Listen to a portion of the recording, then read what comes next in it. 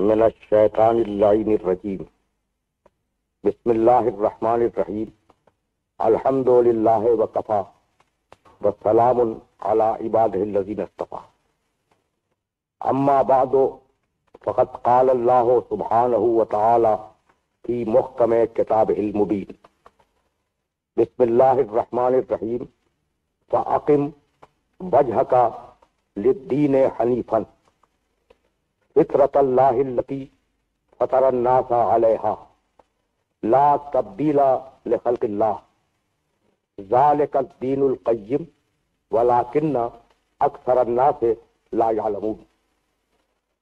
عزیزان محترم، سورہ روم قرآن مجید کا 30واں سورہ ہے اور سرنامہ کلام میں اس سورے کی 30ویں آیت کی تلاوت کا شرف حاصل کیا گیا۔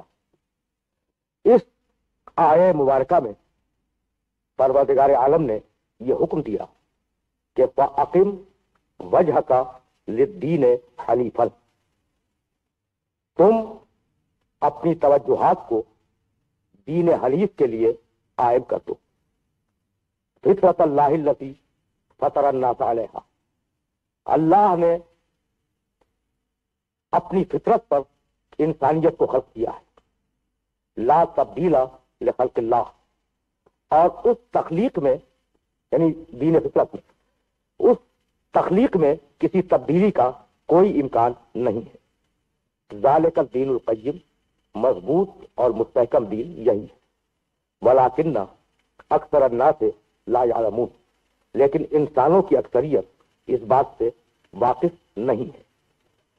اس آیہ مبارکہ میں پروردگار عالم نے جو مرکزی فکر دی ہے انسانیت کو، وہ مرکزی فکر یہ ہے کہ اپنی ساری توجہات کو دین کے لیے قائم کرو، اور یہ دین تمہارے لیے کوئی اضافی بوجھ نہیں ہے، کوئی ایسا بوجھ نہیں ہے جسے الگ سے لا کر لادا جا رہا ہو، بلکہ یہ دین وہ ہے کہ جسے اللہ نے تمہاری فطرت میں وضعیت کیا ہے۔ ایک ایک انسان کی فطرت میں اللہ نے اس دین کو وضعیت کیا ہے۔ دیکھیے، اسلام اس لیے دین انسانیت اور دین فطرت ہے کہ اسلام یہ چاہتا ہے کہ انسان کی جو غرض تخلیق ہے وہ انسان اپنے ان فطری تقاضوں کے تحت پورا کرے، اس غرض تخلیق کو جس غرض کے لیے اس کی خلقت منصب شعور پر آئی۔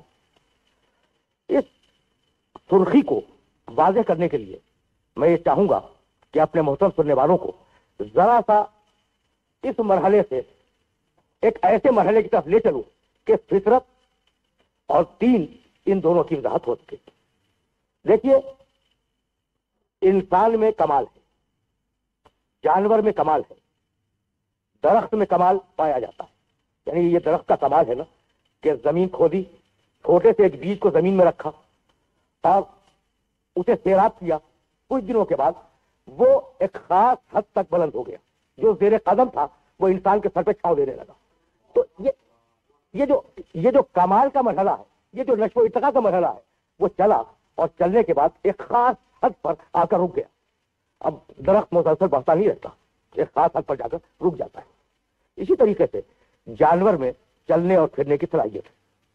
اس کا کمال یہ ہے کہ جہاں سے چاہے اٹھے، جہاں چاہے بیٹھ جائے، جو چاہے کھا لے، جب چاہے سوئے، جب چاہے جاگے، یہ اس کا کمال ہے۔ لیکن وہ کمال ایک خاص حد میں، وہ جو خواہشات رکھتا ہے، اسے جو قوتیں مزید کی گئی ہیں، ان قوتوں کو ان خواہشات کے مطابق استعمال کرتا ہے۔ اس کے برعکس یعنی جانور اور درخت کے برعکس انسان کے کمالات محدود نہیں ہیں۔ انسان نے زمانے کی تسخیر کی جو کسی اور مخلوق سے ممکن نہیں ہے۔ انسان نے وقت کی تسخیر کی، زمین کی تسخیر کی، سورج کی شعاؤں کو تسخیر کیا، انسان نے خلا کو تسخیر کیا۔ تو انسان لامحدود کمالات کا حامل ہے۔ جانور کے مقابلے میں، درخت کے مقابلے میں، جمادات کے مقابلے میں انسان کے کمالات لامحدود ہیں۔ کیوں؟ تو بہت توجہ فرمائیے گا، انسان مرکب ہے 3 چیزوں سے: روح، جسم، نفس۔ دیکھیے، سورہ یاسین میں پروردگار عالم نے ارشاد کیا کہ سبحان الذی خلق الازواج کلھا مما تنبت الارض ومن انفسہم ومما لا یعلمون۔ دنیا میں بابرکت اللہ، دنیا میں اس اللہ نے جتنے بھی جوڑے خلق کیے وہ 3 چیزوں سے. سبحان الذی خلق الازواج کلھا مما تنبت الارض، مٹی سے نکالا. یعنی جتنے بھی جوڑے ہیں دنیا میں، جتنے بھی انسان پائے جا رہے ہیں دنیا میں، ان میں 3 چیزیں ہیں. مما تنبت الارض، مٹی ہے، یہ جسم کیا ہے؟ مٹی ہے. ومن انفسہم، اس کے اندر نفس ہے. ومما لا یعلمون، اور ایک شے اور ہے جسے ہم اور آپ روح کے نام سے یاد کرتے ہیں. تو انسان کے اس پیکر میں 3 چیزیں ہیں، جسم، نفس، روح. اسی طریقے سے انسان کے مزاج میں 3 چیزیں ہیں، فطرت، عقل، جذبہ. فطرت لیکن عجیب و غریب مرحلہ فکر ہے. انسان میں کیا ہے؟ جسم ہے، نفس ہے، روح ہے. روح کا تقاضا عقل، نفس کا تقاضا جذبہ. میں بہت واضح بات عرض کر رہا ہوں. روح کا تقاضا ہے عقل، نفس کا تقاضا ہے جذبہ. اب چیز بچی کیا؟ میں روح کا تقاضا ہو گیا عقل، جسم کا تقاضا، نفس کا تقاضا، وہ جذبہ ہو گیا. اب ایک چیز بچی، وہ ہے جسم.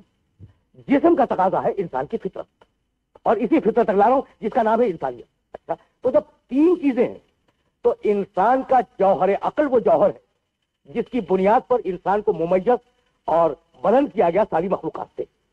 لیکن اس مرحلے پر میں اپنے محترم سننے والوں کی خدمت میں، یہ سب تمہیدی مراحل ہے کسی منزل کے لیے، اپنے سننے والوں کی خدمت میں یہ عرض کرنا چاہ رہا ہوں کہ عقل ہی انسان کی سب کچھ نہیں ہے.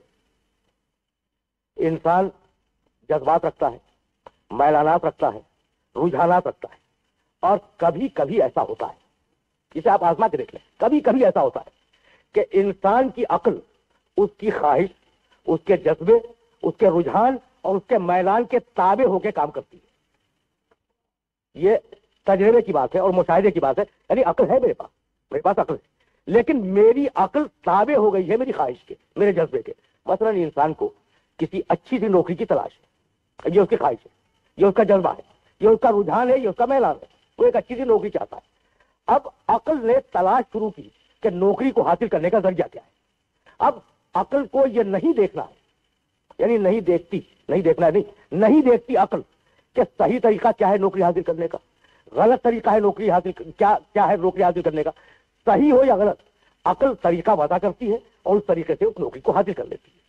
تو خواہش نے حکمرانی کی عقل کے اوپر. کبھی ایسا ہوتا ہے کہ انسان نے جرم کیا، ضمیر نے اسے ملامت کی. انسان سے کوئی جرم ہوا اور ضمیر نے اس کو انسان کو ملامت کی کہ تم نے اچھا نہیں کیا. اب عقل کا رول سامنے آیا، عقل نے جواز پیش کرنے شروع کر دیے کہ نہیں، تم جو ضمیر سے عقل کہتی ہے، تم جو اعتراض کر رہے ہو یہ اعتراض درست نہیں ہے. میں مثال دے دوں، انسان نے رشوت لی. اچھا، اب رشوت ایک برا کام تو ہے اور ہر معاشرے میں رشوت کو برا سمجھا گیا، لیکن انسان نے رشوت کی، ضمیر نے ملامت کی کہ تم نے اچھا کام نہیں کیا. اب عقل نے جواز پیش کیا کہ بھئی سب لے رہے ہیں، اگر میں نے لے لی تو فرق کیا پڑا. اب جواز دیا نا، عقل نے جواز دیا. تو جذبہ انسان میں خواہش پیدا کرتا ہے. عقل اس خواہش تک پہنچنے کے لیے صحیح یا غلط راستے تلاش کرتی ہے، اور جب اس کام کو انجام دے لیتی ہے تو اس غلط منطق کے لیے جواز تلاش کرتی ہے. تو اگر خدا پرستی کو، دین کو اور عبودیت و بندگی کو عقل پر مبنی کر دیا جاتا تو اس بات کا خطرہ تھا کہ صحیح اور غلط کی چونکہ تمیز عقل نہیں کر سکتی، اس بات کا خطرہ تھا کہ عقل اپنی کوششوں اور کاوشوں سے ایک ایسی منزل تک پہنچ جائے جو غلط ہو. اسی لیے پروردگار عالم نے خدا پرستی کو، بندگی کو اور دین کو عقل پر مبنی نہیں کیا بلکہ فطرت پر مبنی کیا. اس لیے کہ فطرت میں غلطی نہیں ہے. دیکھیے، بہت نازک اور بہت عجیب مرحلہ ہے جہاں سننے والوں کو روکنا چاہ رہا ہوں. عقل بدل جاتی ہے، کبھی صحیح فیصلے تک پہنچے گی، کبھی غلط فیصلے تک پہنچے گی، لیکن فطرت ہمیشہ وہ کرے گی جو اس کی ذات میں اور اس کی طینت میں وضعیت کیا گیا ہے. اگر یہ بات واضح ہو گئی تو میں آپ کے سامنے عادت اور فطرت کا فرق رکھنا چاہ رہا ہوں. دیکھیے، آدم علیہ السلام کے عہد میں انسان کا دین اس کی فطرت تھی. جو انسان کی فطرت ہے وہی اس کا دین ہے. میں مثال دے دوں، بھائی نابالغ بچہ، وہ لڑکا ہو یا لڑکی ہو، 15 سال سے قبل، لڑکی 9 سال سے قبل بالغ نہیں ہے. اس پر نماز واجب نہیں، روزہ واجب نہیں، حج واجب نہیں، کوئی قانون واجب نہیں ہے. اچھا ملک کے قوانین بھی نابالغ پہ لاگو نہیں ہوتے. تو وہ بچہ جو نابالغ ہے وہ اپنے ماں باپ کی نگرانی میں رہتا ہے اور اپنے فطری ضابطوں کے مطابق زندگی گزارتا ہے. جب وہ بالغ ہو جاتا ہے اس کے بعد اس پہ قوانین اور شریعتیں لاگو ہونے لگتی ہیں.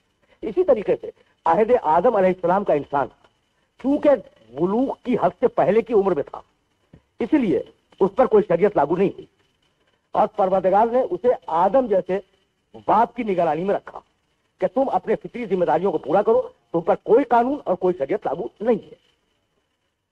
یہی سبب ہے کہ قرآن مجید نے مختلف مقامات پر ارشاد کیا ہے وما کان الناس الا امۃ واحدہ, میں پوری انسانیت ایک امت تھی.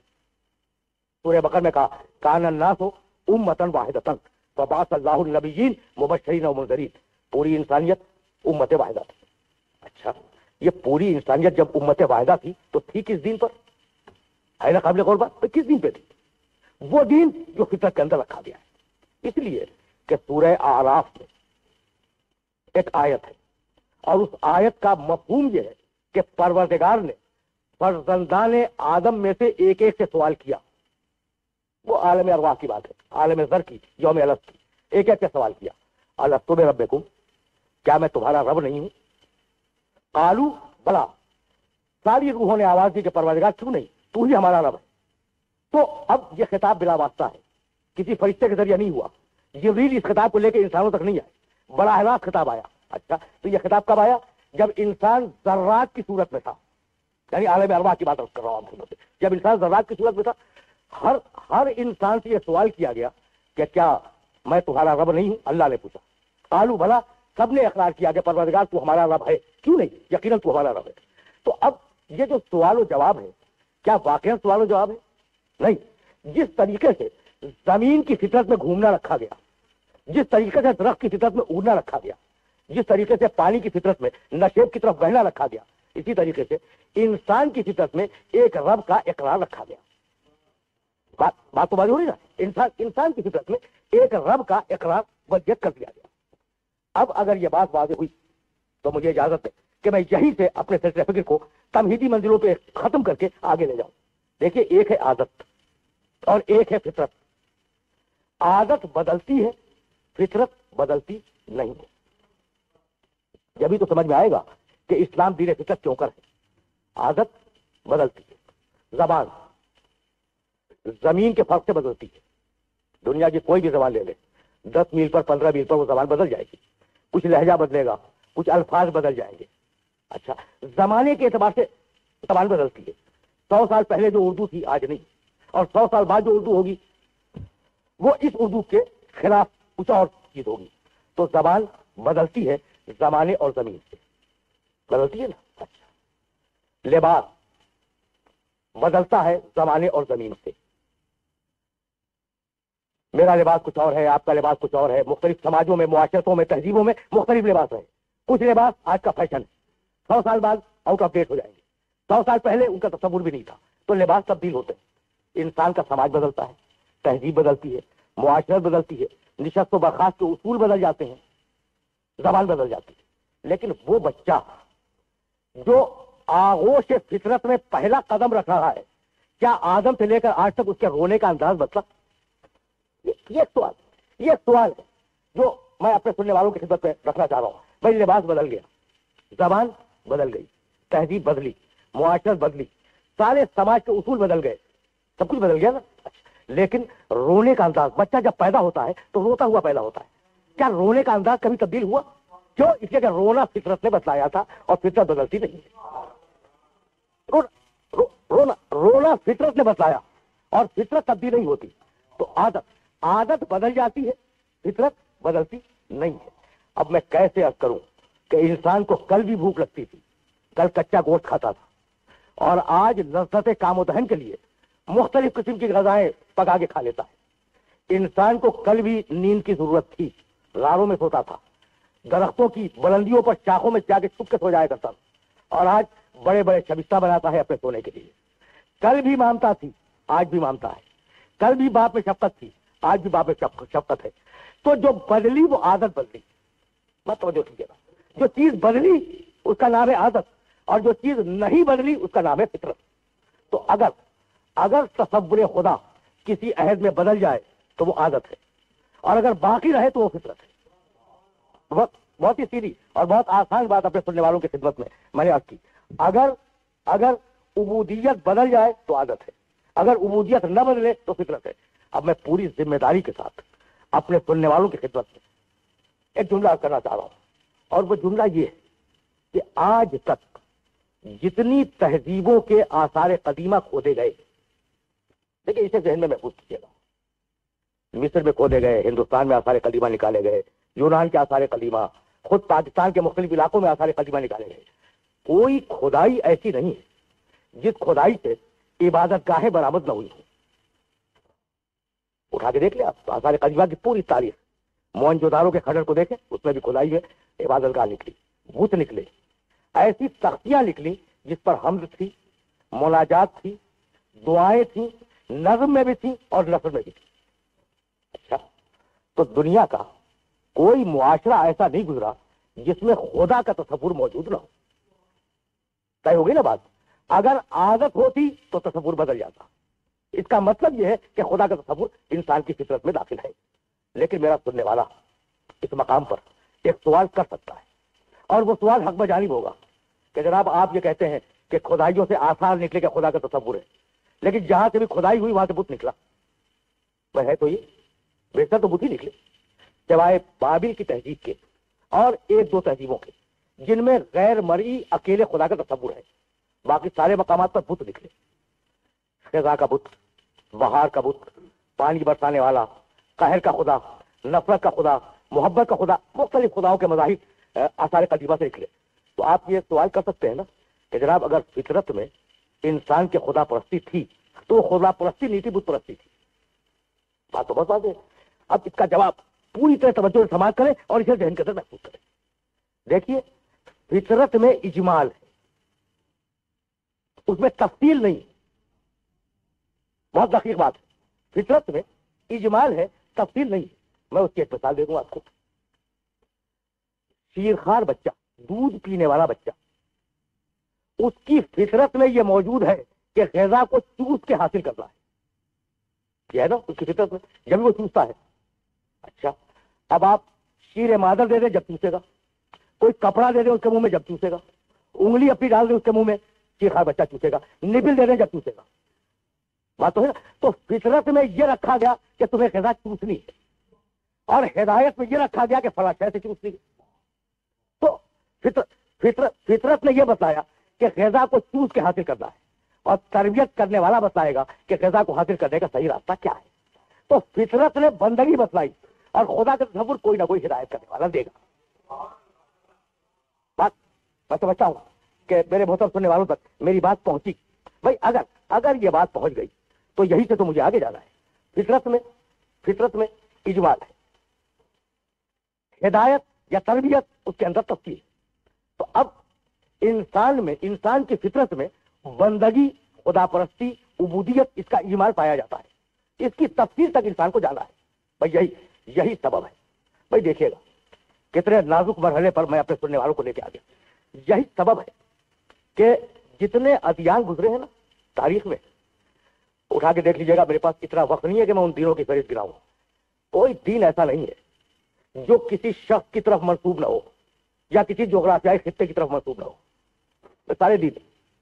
عیسائیت منسوب ہے حضرت عیسیٰ علیہ السلام کی طرف، بدھ مت منسوب ہے گوتم بدھ کی طرف، یہودیت نسلی مذہب یہودا کی طرف منسوب ہے. تو ہر مذہب دنیا کا، چاہے وہ الہامی ہو یا غیر الہامی ہو، وہ یا کسی ذات کی طرف منسوب ہے، یا کسی نسل کی طرف منسوب ہے، یا کسی خطے کی طرف منسوب ہے. اسلام وہ واحد مذہب ہے جو فقط فطرت کی طرف منسوب ہے. اسلام کے معنی اپنے سر تسلیم کو خم کر دینا. بات تو واضح ہوئی نا. اسلام کے معنی اپنے سر تسلیم کو خم کر دینا. تو اسلام کیا ہے؟ اسلام انسانیت کا مذہب ہے، اسلام فطرت کا مذہب ہے. اسلام اپنے سر کو اس اکیلے خدا کی بارگاہ میں جھکا دینے کا مذہب ہے. اگر یہ بات واضح ہو تو آپ اٹھا کر دیکھ لیں. بھائی اللہ کون ہے؟ بنی اسرائیل کا خدا، عیسائیوں کا خدا، یہودیوں کا خدا؟ نہیں.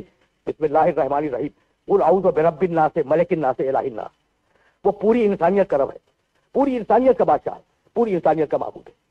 तो कुल औज़ु बिरब्बिन नास मलिकिन नास इलाहिन नास, नास के मानी पूरी इंसानियत, खुदा किसका? पूरी इंसानियत का। अच्छा, अब ये जो कुरान मजीद आया, ये किसकी किताब? शहरो रमजान अल्लज़ी उनज़िला फ़ीहिल कुरान हुदन लिन्नास। ये जो कुरान है ना, ये पूरी इंसानियत के लिए हिदायत है। खुदा है पूरी इंसानियत का, कुरान हिदायत है पूरी इंसानियत के लिए। तो अब हमारा नबी कौन है? वमा अरसलनाका इल्ला काफ़तन लिन्नास। हबीब, हमने तुम्हें पूरी इंसानियत का रसूल बनाया है, हमने तुम्हें पूरी इंसानियत का नबी बनाया है, हमने तुम्हें पूरी इंसानियत का हिदायत करने वाला बनाया है। तो अब नबी से ये तवक्को नहीं है कि वो कोई भी बात खिलाफ इंसानियत या कोई भी बात खिलाफ फितरत कहेगा या अमल करेगा। देखिए, ये है वो इख्तितामी मरहला जहां मैं दीन इंसानियत और दीन फितरत को आपके खिदमत में पेश करना चाह रहा हूं। अब पूरी इंसानियत का नबी है, तो अब ऐसे अहकामात देगा जो उसकी फितरत के मुताबिक हो। पूरी इंसानियत का रसूल है, ऐसे पैगाम अल्लाह की तरफ से लाएगा जो पूरी इंसानियत के लिए मुवाफिक हो और साजगार हो। देखिए, दुनिया में ये इख्तितामी मरहला, दुनिया ने ये थ्योरी दी कि जो तसादुम है, जो टकराव है मुआशरों में, उस टकराव का सबब यह है कि एक की तलब दूसरे की तलब से टकराती है। इसे ज़हन में रखिएगा। देखिए, अगर मेरी तलब और मेरी ख्वाहिश आपकी ख्वाहिश से न टकराए तो झगड़ा नहीं होगा। मैं भी एक चीज को चाहता हूं, आप भी उसी चीज को चाह रहे हैं, झगड़ा हो जाएगा। तो टकराव क्यों होता है? तलब की वजह से। मेरी भी ख्वाहिश है, मेरी भी तलब है, आपकी भी तलब है। तो पूरी इंसानियत में तलब है, अच्छे मकान की तलब, अच्छी खुराक की तलब, अच्छे रफीक सफर की तलब, अच्छी जिंदगी की तलब, और हर इंसान के अंदर है। तो मफादात चूंकि टकरा रहे हैं इसलिए झगड़ा है। तो कहा, अब मैं क्या अर्ज करूं, दुनिया के बड़े खित्ते में पाया जाने वाला मजहब, उसने कहा कि भाई झगड़ों का हल ये है कि अपने आप को तलब से खाली कर दो, तुम्हें सुकून हो जाएगा और इंसानियत को सुकून हो जाएगा। अब चूंकि मेरे सामने पढ़े लिखे अफराद तशरीफ फरमा है, मैं एक कमेंट करना चाहता हूं। देखिए, थ्योरी बड़ी अच्छी है कि अपने आप को तलब से खाली कर दो, तुम्हें सुकून मिल जाएगा। तो सुकून भी तो एक तलब है ना, तो तलब से खाली कहां हुए? बहुत सीधी और बहुत बहुत आसान बात मैंने अपने सुनने वालों की खिदमत में रखी। भाई, सुकून की ख्वाहिश खुद एक तलब है, तो आप तलब से तो खाली हुए नहीं। तो तलब से इंसान को खाली कर देना यह खिलाफ फितरत। इस्लाम और इस्लाम का रसूल ये तलब से इंसान को खाली नहीं करते, बल्कि जो ख्वाहिशें हैं, जो इंसान के मुतालिबात हैं, उन पर बंद बांधते हैं, उन्हें हद में रखने की कोशिश करते हैं। तो इस्लाम ऐन दीन फितरत और ऐन दीन इंसानियत है। व आखिर दावाना अनिल हम्दुलिल्लाहि रब्बिल आलमीन।